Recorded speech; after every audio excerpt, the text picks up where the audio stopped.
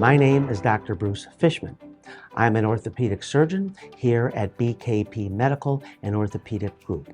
We take care of injuries involving accidents, whether it's car accidents and slip and fall, to try to get people's life back to the way it was. Today we're going to discuss shoulder pain.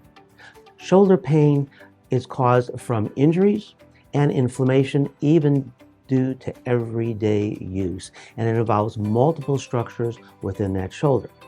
These include bursitis, rotator cuff tendonitis, biceps tendonitis, labral tears, capsular sprains, and tears. Care and treatment of these musculoskeletal injuries is undertaken at our clinic with multiple modalities and successfully treats these types of injuries. Now, in routine medical care, we treat these with various combinations and protocols to help patients.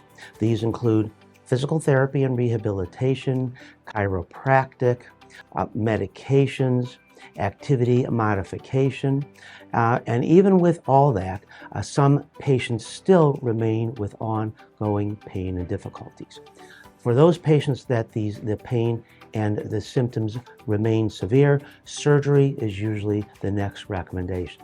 However, nowadays we do have more modern treatment utilizing biologics.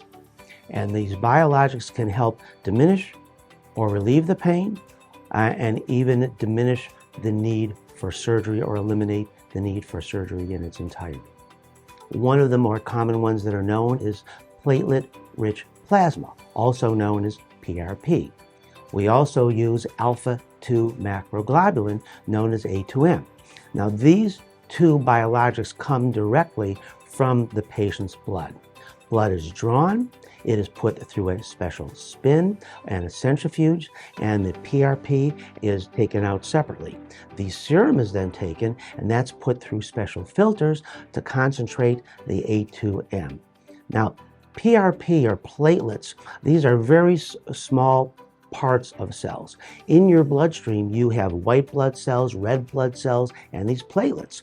The red blood cells carry your oxygen, the white blood cells fight your infections. It's the platelets that do the healing. Now, in addition to the PRP and A2M, which is taken from your bloodstream, we also use cellular therapy. These cellular therapy can come from something like your own bone marrow, where the stem cells are taken from, or from the umbilical cord.